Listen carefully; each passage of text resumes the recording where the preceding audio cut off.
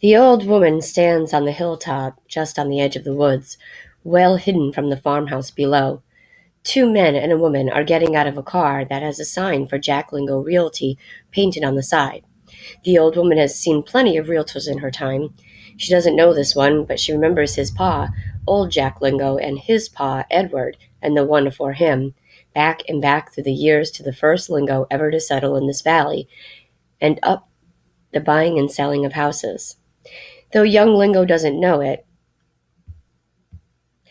Auntie is helping him sell that house to the man and the woman in the only way she knows, muttering and humming and moving her hands this way and that way, weaving spells in the air, sending messages as she's always done. Messages that make folks need things not worth needing, dangerous things, things they regret getting. You might wonder why Auntie wants this man and woman to buy the house. Truth to tell, she doesn't give a hoot about them. They're ignorant fools, but they have something she wants, and she aims to get it. It's almost time for the change, and they've come on schedule, just as she'd known they would. New for old, she chants to herself, strong for weak, healthy for sickly, pretty for ugly. When the man and the woman follow young Lingo into the old Estes house, Auntie sways back and forth, grinning and rubbing her dry, bony hands together. Her skirt blows in the wind, and long strands of white hair whip around her face. With a little hop and a jig, she turns something hidden in the trees behind her. Won't be long now, my boy. We'll get rid of the old pet and get us a new one to raise up.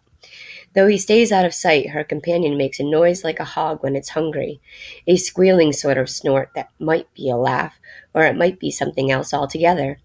Auntie gazes down at the run-down farmhouse and outbuildings, the overgrown fields, the woods creeping closer year by year. From the hill she can see the missing shingles in the roof, the warped boards riddled with termites and dry rot, the cracks in the chimney. Almost 50 years have passed since the Estes family left the place. Nobody has lived there since then. Local folk avoid the place. They scare their children with stories about the girl, the one before her, and the one before her, back and back to the very first girl. Fear keeps them out of the woods and away from the cabin on Brewster's Hill. Those children know all about Auntie and her companion. But newcomers always show up. City folk who have never heard the stories.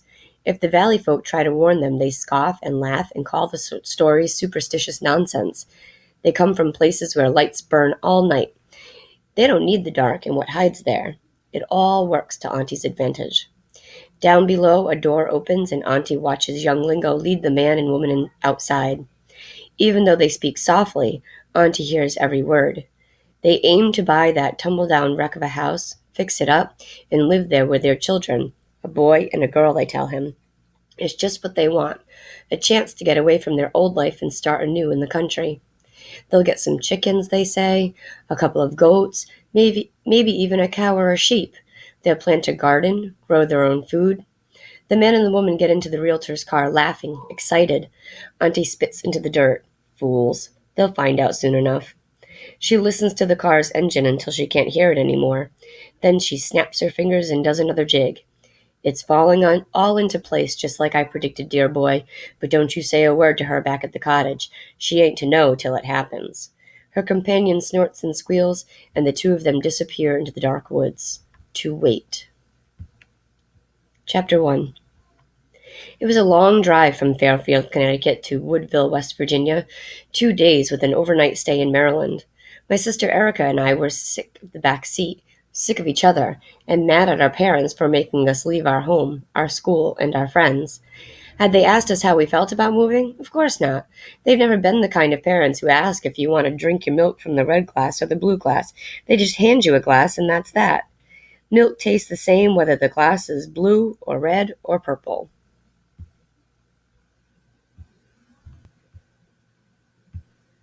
Going to West Virginia was a big thing, something we should have had a say in, but no. They left us with a neighbor, drove down there, found a house they liked, and bought it, just like that. They were the grown-ups, the adults, the parents. They were in charge. They made the decisions. In all fairness, they had a reason for what they did.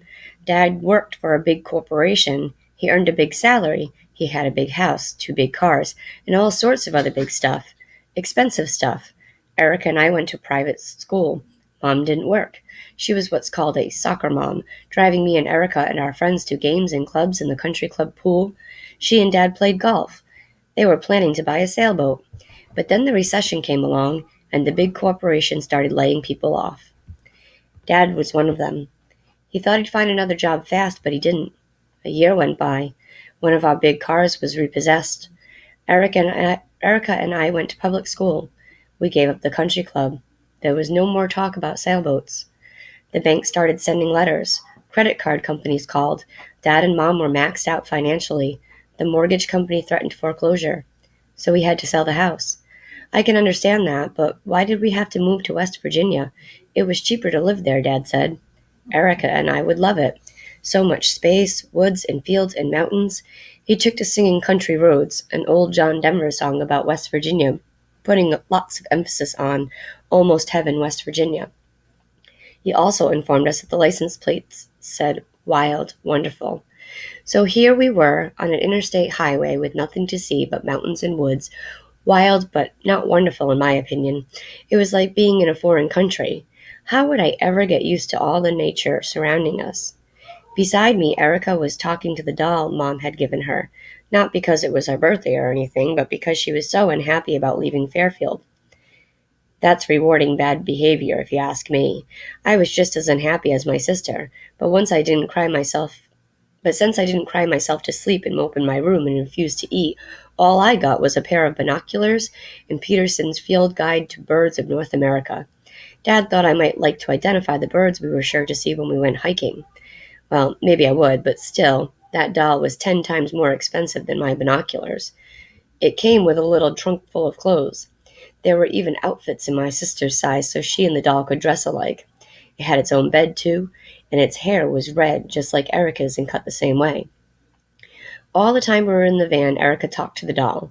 She tried all its clothes on and told the doll how pretty it was. She hugged it and kissed it. She even named it Little Erica.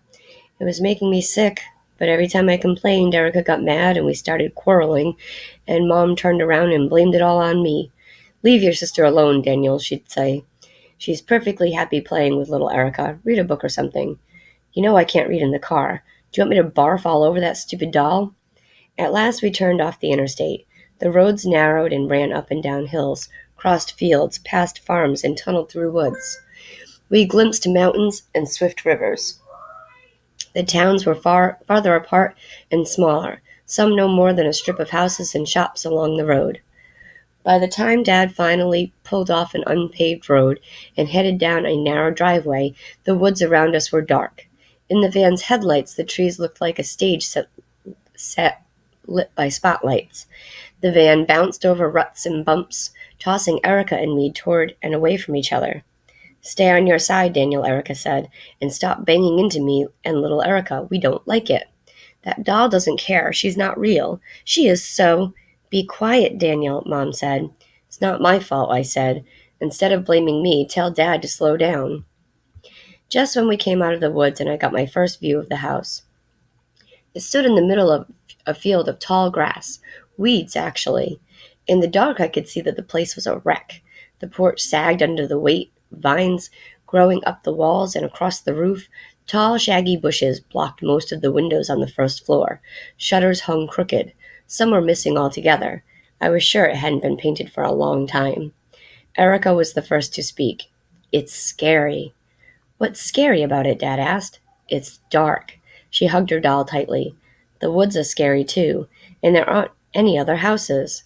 "Wait until morning," Erica, Mom said. "It's lovely in the daylight. You will see." "We have a few neighbors down the road," Dad added. How far down the road, I wondered, and what were they like? Dad and Mom got out of the van and headed toward the house. Erica ran to catch up and slipped her hand into Mom's. I followed them, breathing in the unfamiliar smell of the woods and listening to night sounds. Wind rattled branches and hissed through the weeds in the field. A shutter banged against the side of the house. An owl called from the woods. At the same moment, something made the hair on my neck rise. Sure that someone was watching us, I turned around and stared down the dark driveway. I saw no one, but I shivered, and not because I was cold.